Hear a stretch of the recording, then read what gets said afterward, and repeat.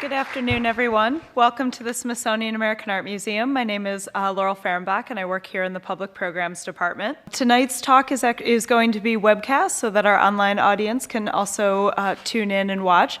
And if you have any questions for our speaker, we ask that you go to the microphones that are halfway down the aisle on either side so that the at-home audience can also hear your question.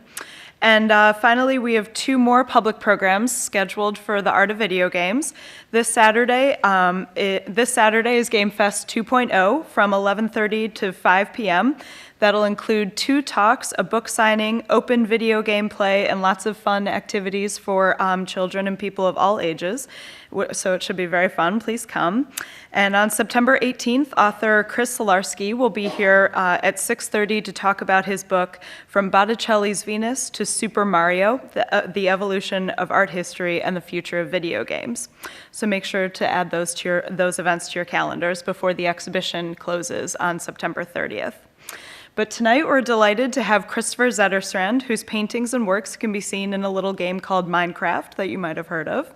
Kristoffer is a visual artist and painter whose works are often influenced by both traditional art history, pixelated old-school computer graphics, and 3D worlds. He studied at Royal University College of Fine Arts in Stockholm, Sweden, and his paintings are often based on virtual still lifes and scenography sculpted in 3D software. For example, his debut exhibition in 2002 consisted of paintings based on the online computer game Counter-Strike. Kristoffer truly represents the intersection of art and video games, so please help me welcome him to the podium to explore that further. Thank you.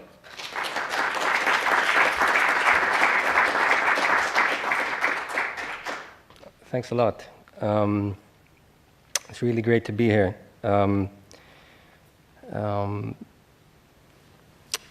Now let's start.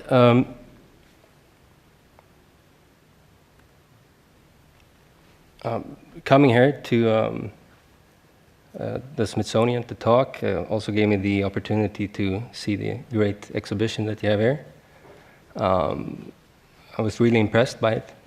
I've never seen anything like it before. It was a neat thing to put all the representations of the video games like that on the scattered through the exhibition. It was really good.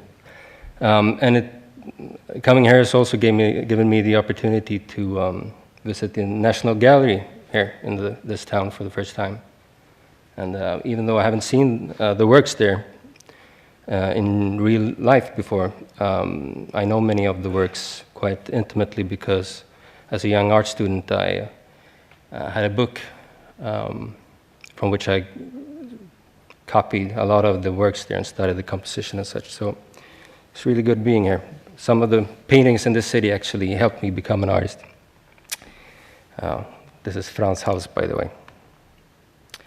Now I call this a little talk, Pixels and Painting, but I experimented with the idea of naming it stuff I couldn't have done were it not for computer games. But it was too long, and but the fact is that the computer games and computer graphics have put my painting on a track that it would never have gotten otherwise. Now, as an art student, I started out in a quite classical way by studying all the painting and doing a lot of model drawing and croquis and still lifes, and I was very determined to try to learn the techniques of painting and the craft itself. I didn't really have a finished idea of what I wanted to express, in my painting, but I figured a good start would be to just learn how to do it, how to, the technical aspects of painting. So I'm going to take you through my painterly evolution a bit here, as it were. I figured out that learning to see was more important than having a finished idea or a theory and in advance. So I decided to just focus on trying to get the technical skills up to scratch. And it was quite naive and immature in a way, but I think it was a good start. This one was called The Self-Portrait in Warm Clothes. I remember having to open the windows of my apartment in the middle of Swedish winter to manage to do this because it really got too hot. At the same time as I was starting to, learn to paint, I also, of course, was interested in computer games, but I hadn't connected the two interests yet. But this is a beautiful pixel landscape from Sierra's King's Quest. And I found that in early computer graphics, where the creators only had a few colors to work with and the limited resolution, they had to be very creative, often using color and form in innovative ways. And I found that they often produced stunning results. I also liked the idea of the pixel being the sort of the smallest image part, but still being visibly an object, a rectangle. I think this is from kind of a Boulder Dash game. I'm not sure why the resolution here has it's got in widescreen again, but never mind. Anyway, when I got accepted to the Royal College of Art in Stockholm, I found that they had the pretty advanced computer equipment, and I started experimenting a bit with the stuff they had. Among other things, they had a 3D scanner, and this was in '96, and I hadn't seen anything like that before.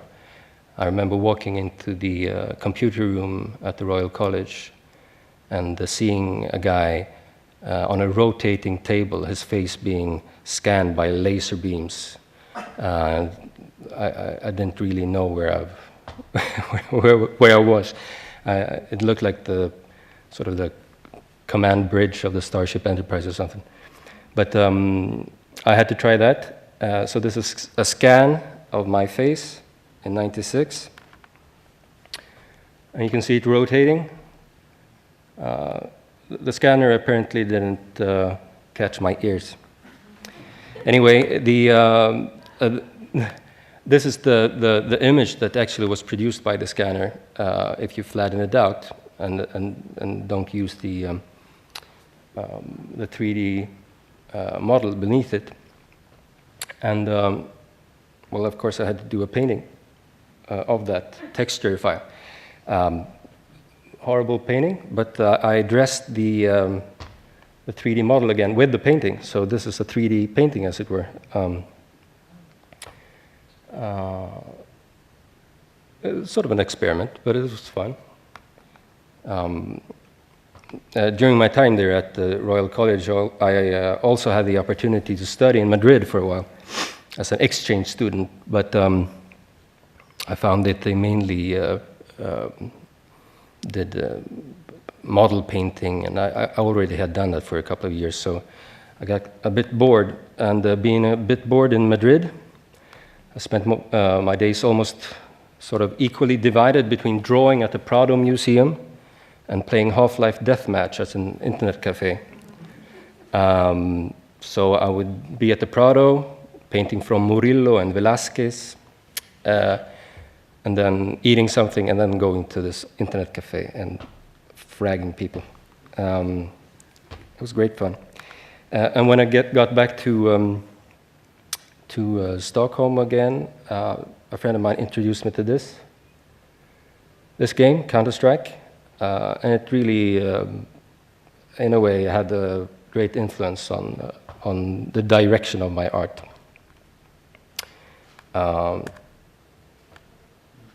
Okay, I'm hoping now to be at least among the first artists at the Smithsonian to show a frag movie. See if it runs. Okay, this is me playing Counter-Strike in 2002. Okay, check out the headshots.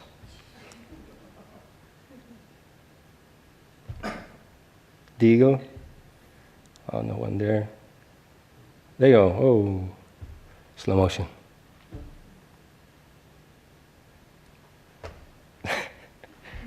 Scout. Boom.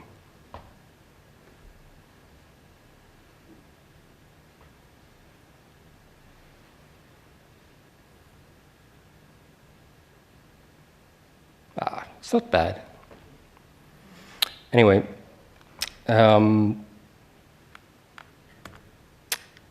Counter-Strike, for those of you who doesn't know what Counter-Strike is, it's an online team-based game, and you sort of have these rounds. You have to play two teams against each other, and if you die in the game, you have to wait until either team wins, of course. And what you do in the meantime? Well, there was this mode of following the players called free look mode, and it was simply an option to allow the users to keep following the ongoing action by flying through the game map, and you weren't hindered by whether there were any walls or anything there. And I found that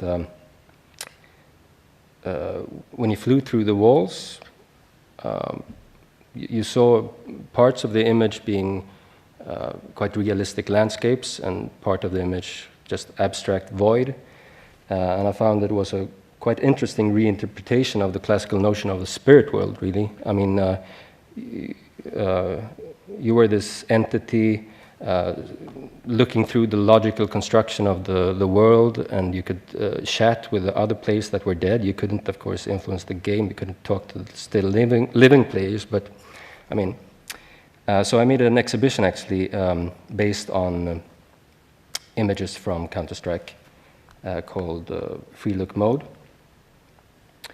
And this was in 2002. But trying to get the screenshots from the game also meant that sometimes when I was playing the game, I tried to get killed as quickly as possible to get good screenshots, you know. And I remember getting kicked out of quite a few servers because they thought it was weird. They had no idea I was trying to get good, interesting images. But here's a couple of pictures. You have to use the pixel aspect ratio corrector in your head, since the big screen doesn't want to follow my instructions. But you get the colors. Anyway, here I was trying to actually take a picture of this Aztec map in Counter-Strike, where the game designer had put a Da Vinci painting on the wall. So I was standing there pressing for a screenshot, and someone shot me in the head. So this is pixelated blood flowing. Now, I wasn't really content with trying to get good pictures from someone else's game world, so I downloaded the free available tools that they actually use to make the Counter-Strike, and I made my own map for Counter-Strike called Priory, which I made in order to learn the tools, really, and because it was fun, you know.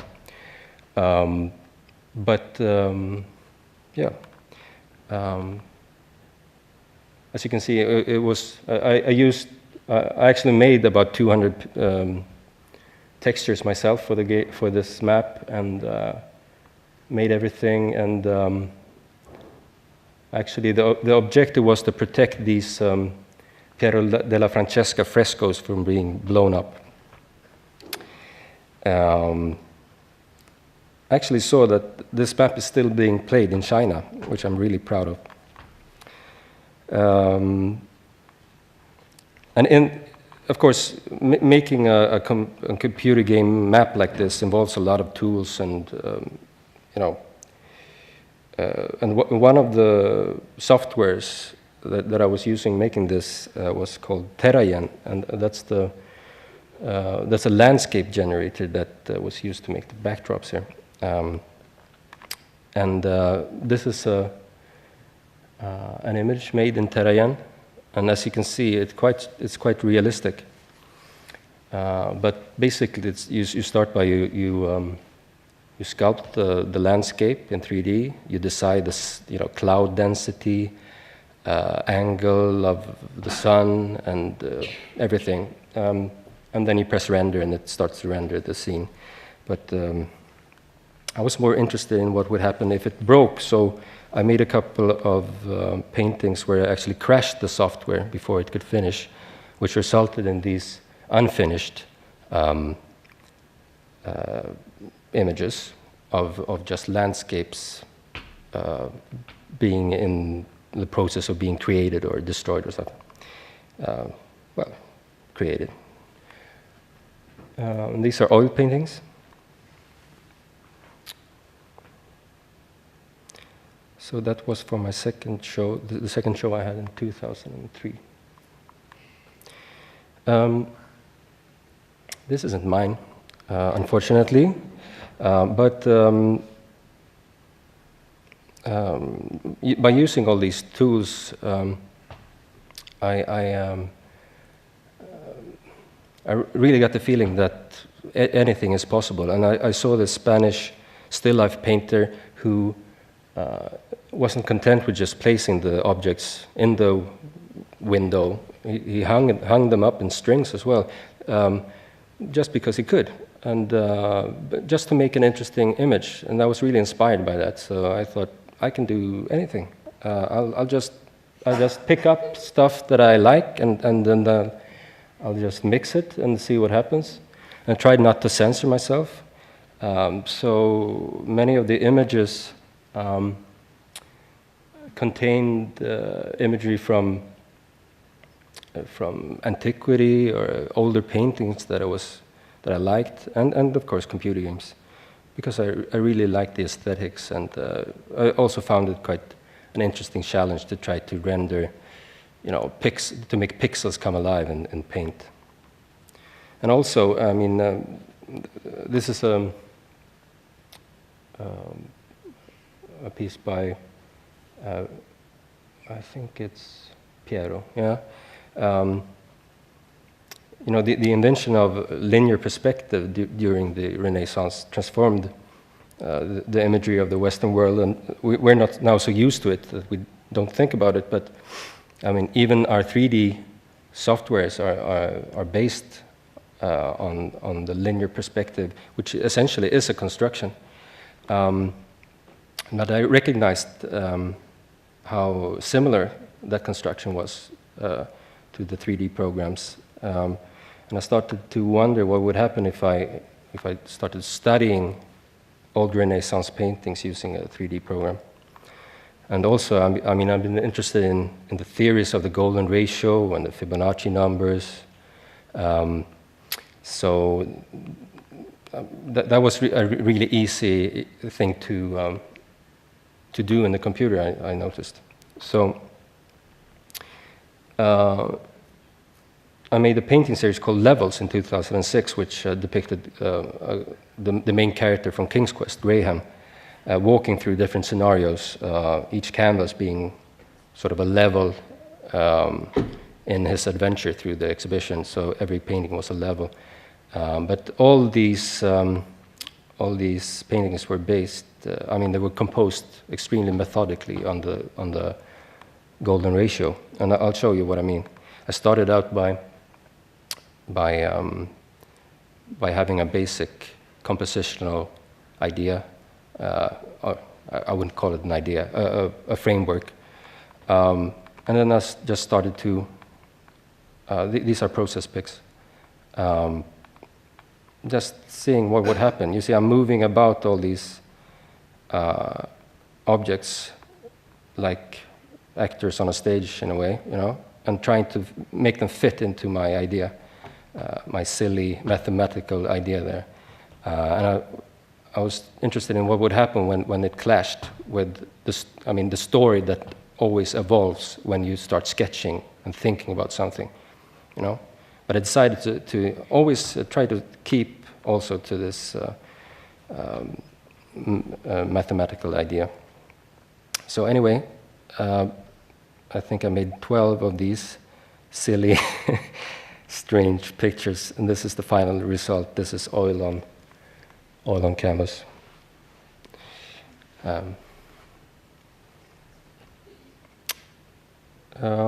This is another one, the golden apple. Of course, the golden apple in the painting is located in the golden point there.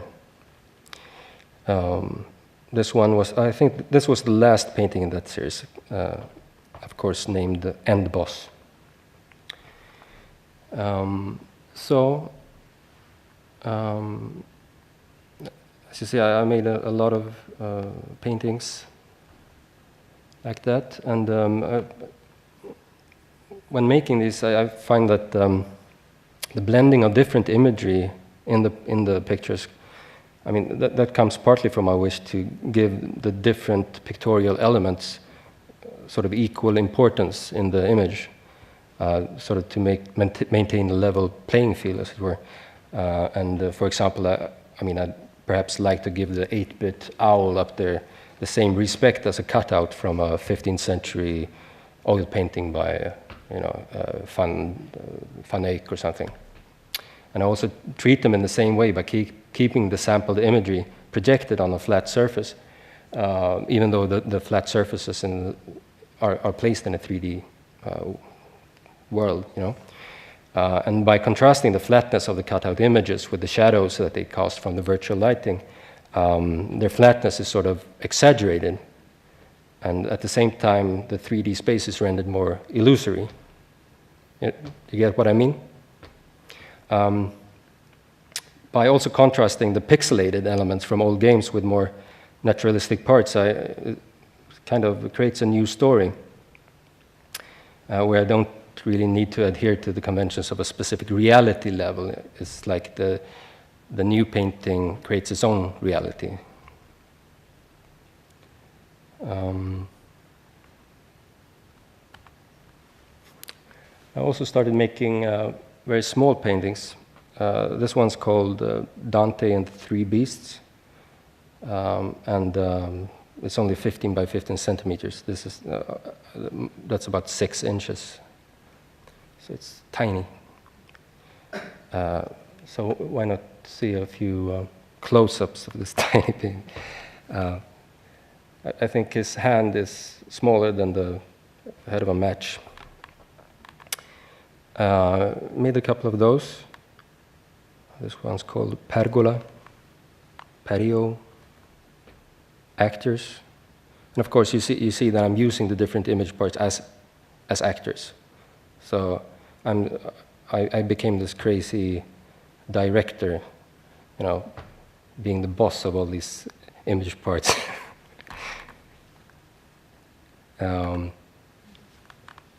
Bathers. The bathers are from the baptism by Piero della Francesca, and the sort of pixelated clifters from King's Quest.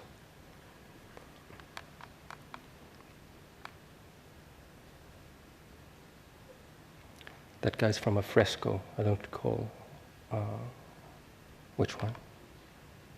And in this one, I used the basis was a painting by Courbet, Gustave Courbet, and in the original, of course, he meets two men bowing before the great artist. So I placed him and I let him meet himself there. Actually, there's a strand, there's a tiny hair of beard going between them. I might be weird. Okay,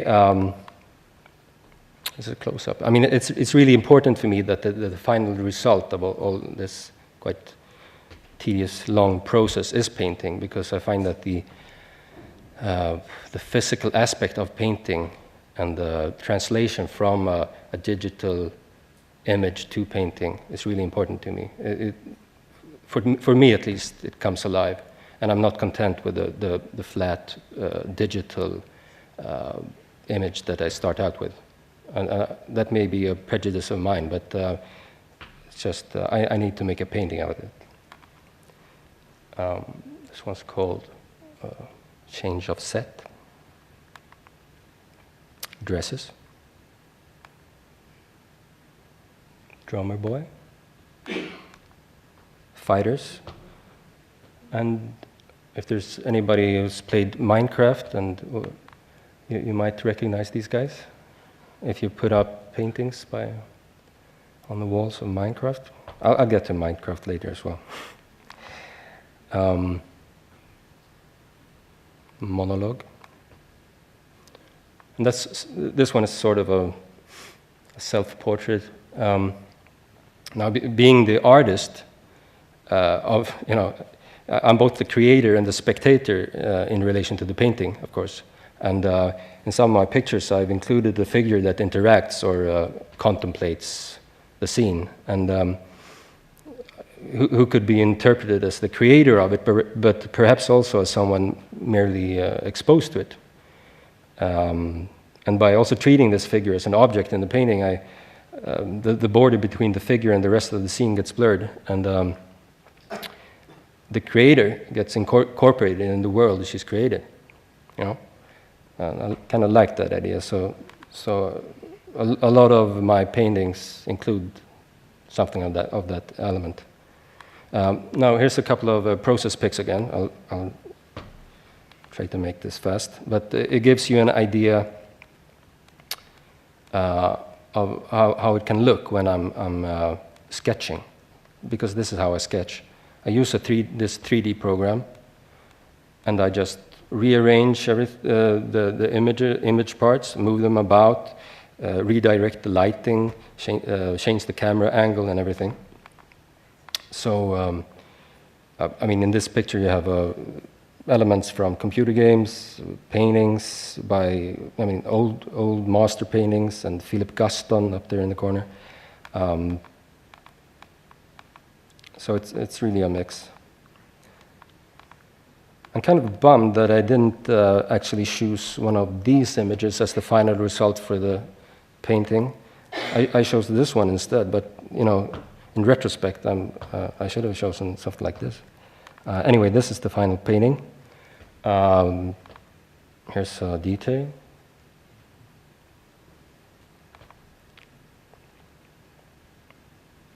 It was called the Stage Workers. Lute player, the master. I actually got that, the image part of the woman there was taken from a 19th century French painting called The Copyist, where this woman was copying old masterpieces at the Louvre. Apparently that was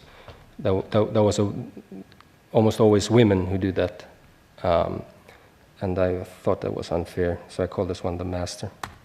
Here's the rest. Box of ornaments. The Wanderer. Of course, the Wanderer here is taken from Caspar David Friedrich's Wanderer Above the Sea of Mist.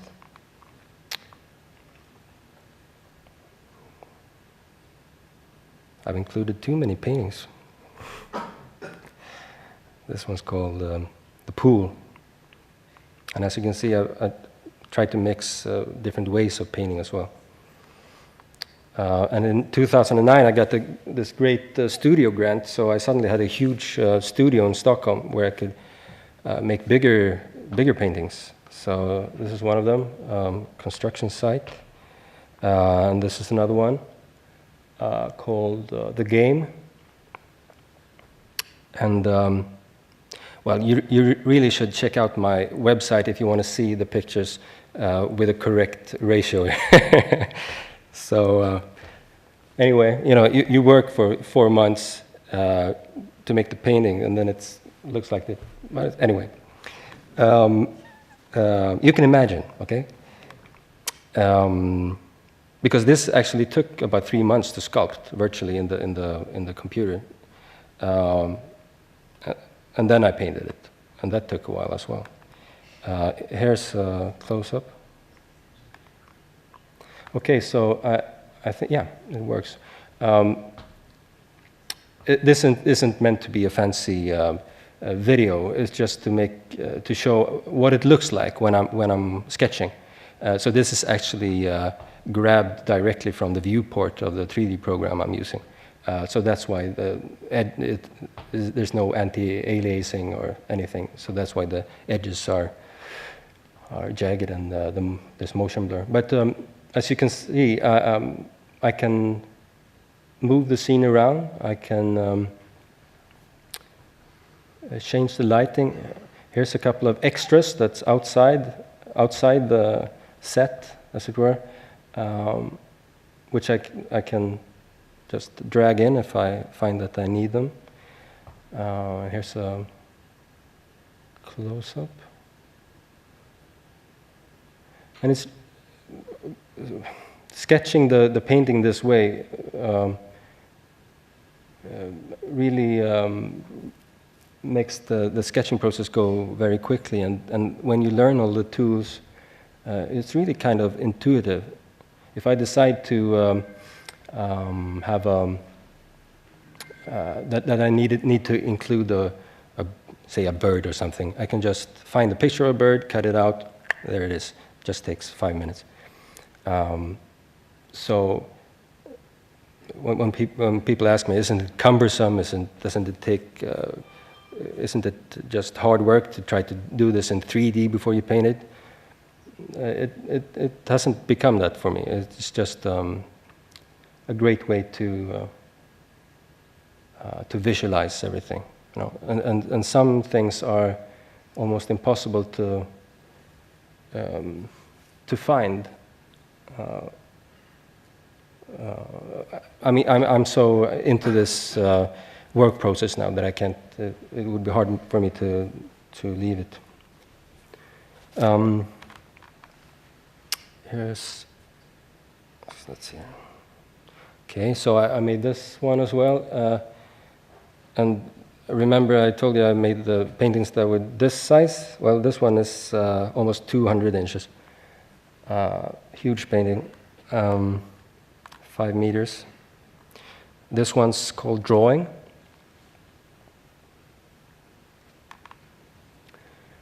And I mean, I told you I was interested in the golden ratio and the compositional ideas. And I found this online tool where you could upload your pictures and it would check for,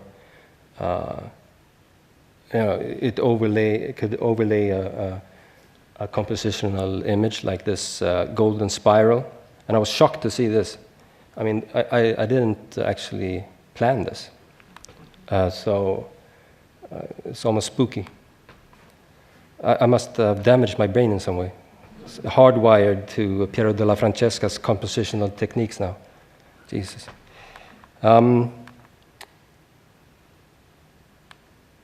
Deer. Of course, it's a skeleton deer, but it's deer. Gate. Moonlight installation. These are paintings from 2009, I think. Set on fire, which of course has double meaning here. She's setting it on fire, and it is a set that's on fire. Weird. Geology. Close up. This was actually a guy I saw sleeping in the Berlin subway. And he was so cute. I had to take a picture, and he woke up and he stared at me.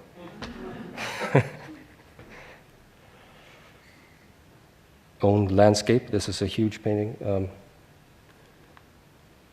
2 meters. This one's called Intelligent Design.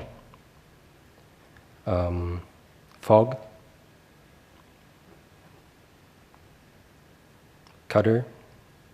You see, in many of these paintings, I've included black and white photography as well, sort of replacing the painting that I used earlier.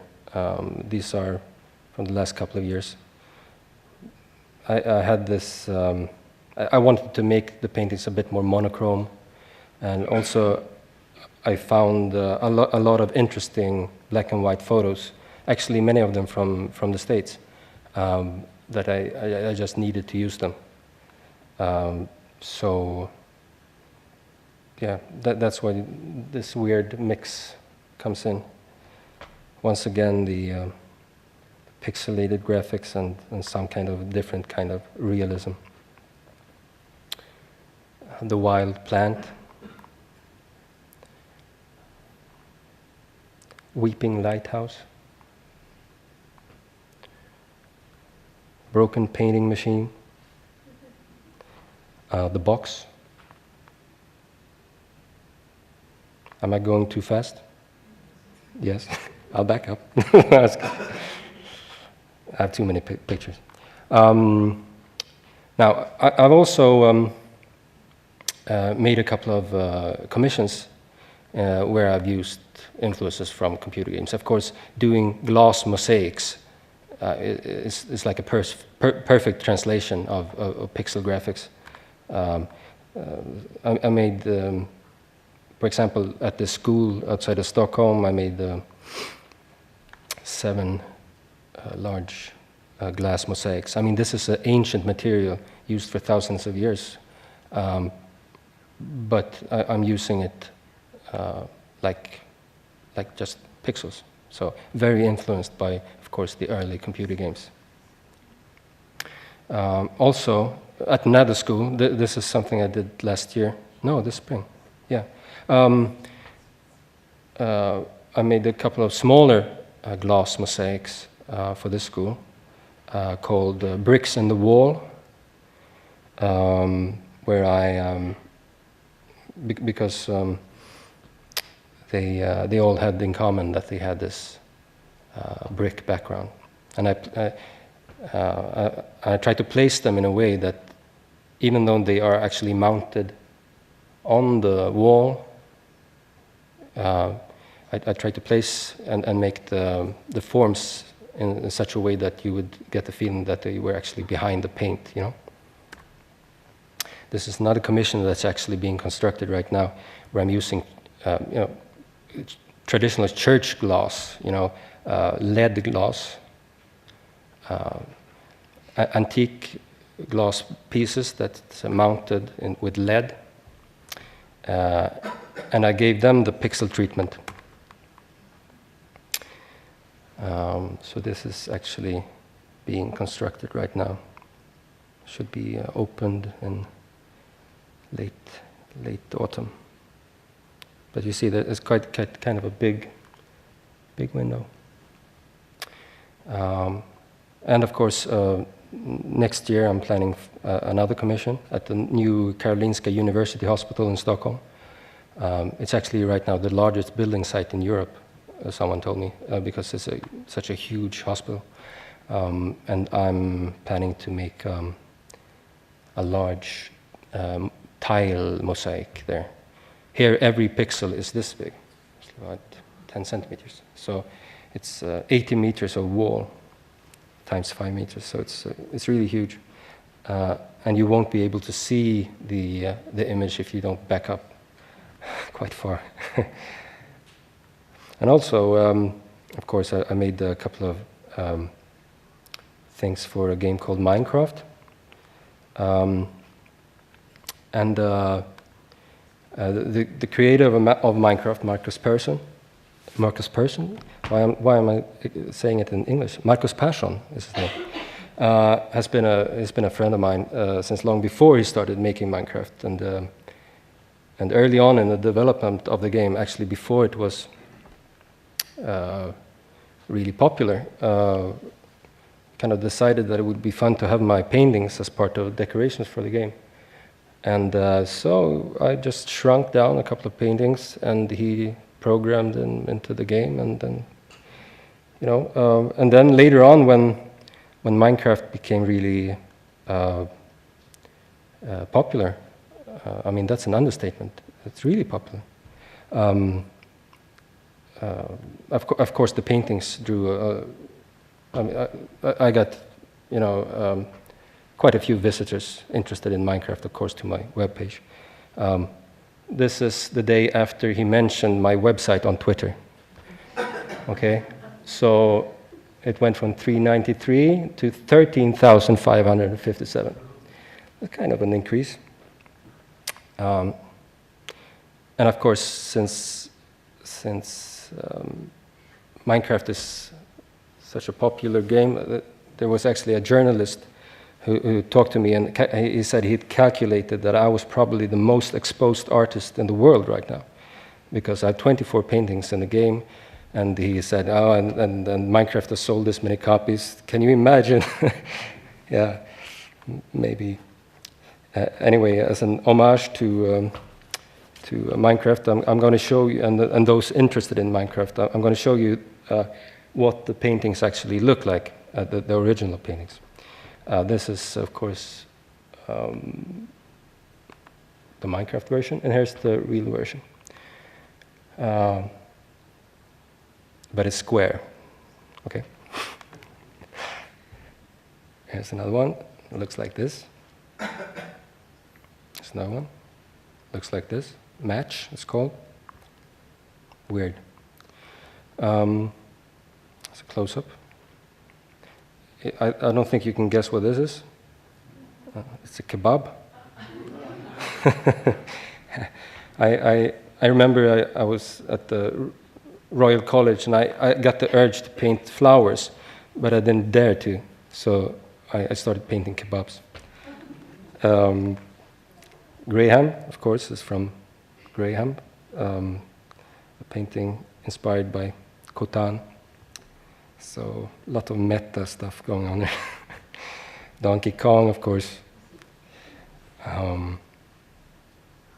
Oh, does anybody recognize this one? Okay, who's that? Who's this? It's from I can't remember the name, but it was Grand something. Yeah? Anybody else? Yeah? Do you guys know him? No? Inspired from a shell? No? No? No, it's from a game, one of my favorite games actually, Grim Fandango. Yeah. So this is Mani Calavera. The pig here is actually from a painting where the pig isn't there. It's called RGB, this one. It's called RGB. This abstract thingy is actually a painting from the Aztec Counter-Strike. And this one is from this painting.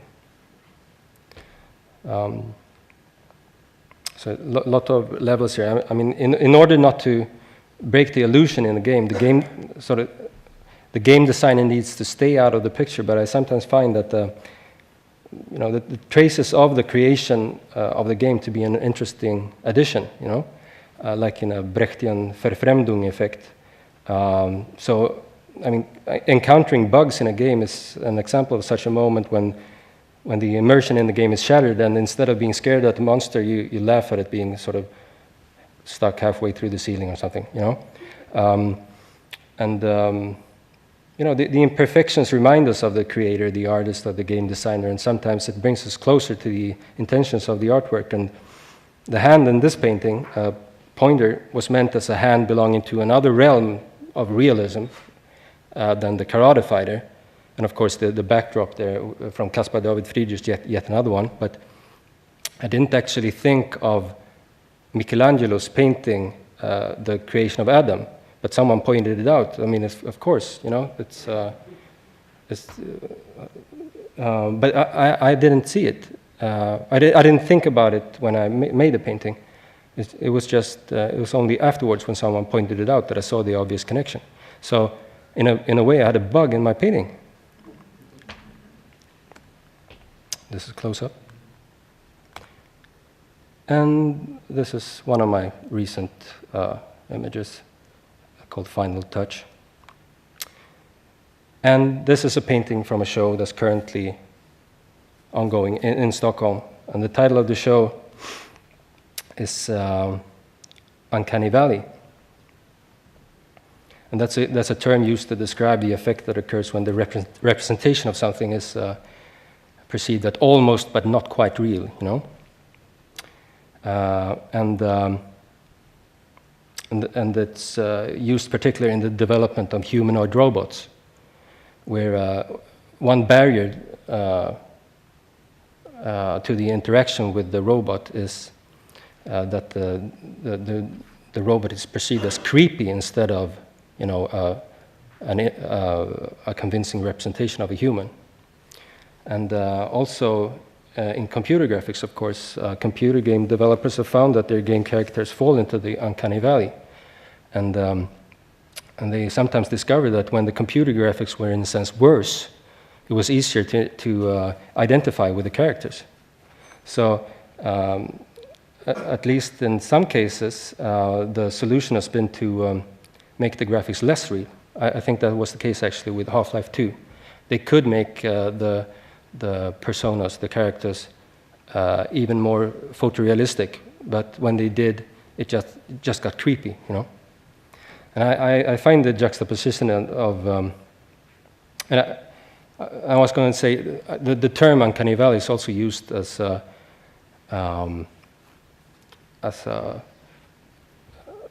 term for the confusion that can arise when different reality levels collide, in a sense, you know.